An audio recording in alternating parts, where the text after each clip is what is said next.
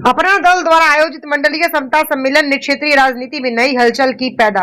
रामलीला मैदान में आयोजित इस भव्य कार्यक्रम में बड़ी संख्या में लोगों की भीड़ उमड़ी और सामाजिक न्याय से जुड़े मुद्दों पर जोरदार आवाज उठी। सम्मेलन में यूजीसी विनियम 2026 को लागू करने और ओबीसी की जातिगत जनगणना सुनिश्चित करने की मांग प्रमुख रूप से उठाई गई। वक्ताओं ने कहा कि सामाजिक समानता और अधिकारों की लड़ाई को मजबूत करने के लिए यह जरूरी कदम है। कार्यक्रम की मुख्य अतिथि सिराधु विधायक श्रीमती डॉक्टर पल्लवी पटेल रही, जिन्होंने अपने संबोधन में सरकार पर निशाना साधते हुए पिछड़े वर्गों के अधिकारों की रक्षा की बातें कही। उनके साथ पारुल पटेल भी मंच पर मौजूद रही। पार्टी के अन्य पदाधिकारी और कार्यकर्ता भी भारी संख्या में शामिल हुए। देखें स्टार न्यूज़ प्लस के लिए उत्तर प्रदेश के मिर्जापुर से सिराज अहमद की ये रिपोर्ट। सम्मानित साथियों, आज इस विशाल समता सम्मेलन की अध्यक्षता करते हुए अपना के सभी सम्मानित नेतागण, निष्ठावान कार्यकर्ता भाइयों, सम्मानित माताओं बहनों, विद्यार्थी बुजुर्गों, साथियों, हमें कुछ कहना नहीं है।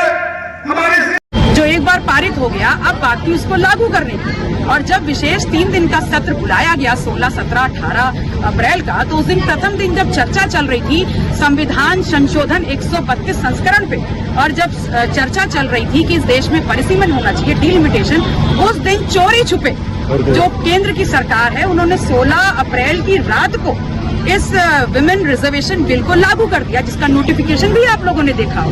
वो भी पेपरों में बड़ी बड़ी हेडलाइंस बना। तो फिर विमेन रिजर्वेशन पारित होने के बाद, इस देश में लागू होने के बाद गिर कैसे गया? जो गिरा है वो गिरा है डिलिमिटेशन। जो गिरा है वो पूरे, मैं तो बार बार सैल्यूट करूंगी समूचे विपक्ष को कि उन्होंने महिला और पुरुष की जीत और हार से ऊपर उठ करके इस देश के लोकतंत्र को बचाने का काम किया और इस देश के संविधान को सबसे आगे रखते हुए, जो संविधान में प्रदत्त चीजें हैं, नियमों कानून का हवाला देते हुए डिलिमिटेशन और कॉन्स्टिट्यूशन संशोधन के बिल को गिराने का काम किया है। लेकिन भारतीय जनता पार्टी जो है सीआरओ की पार्टी है, वो कभी नाक सीधी नहीं पकड़ती, घुमा के पकड़ती है। वो अपनी जो हार है उसको बताना नहीं चाह रहे, कहीं वो गुणा गणित में फेल हो गए, उसको बताना नहीं चाह रहे, इसलिए इस देश की आधी आबादी को विपक्ष के खिलाफ भड़का रहे। लेकिन जनता बहुत ही ज्यादा चतुर और चालाक है। उनको पता है कि एक जो विनियम पहले पारित हो चुका है और जो इस देश में लागू हो चुका है, अब बात सिर्फ इतनी है कि आरक्षण आप घोषित कब करेंगे। हम तो कह रहे हैं, विपक्ष में है, हम कह रहे हैं कि जो भारतीय जनता पार्टी की केंद्र की सरकार है, बुलाए एक सत्र और उस दिन वोटिंग करा ले। जो 543 सीटें हैं उसमें महिला आरक्षण 33% नहीं 50% आप दीजिए, समूचा विकास उसका समर्थन करेगा। सीएम ने कहा है कि विपक्ष को भारी पड़ेगा, इस बिल का विरोध करना विपक्ष को भारी पड़ेगा।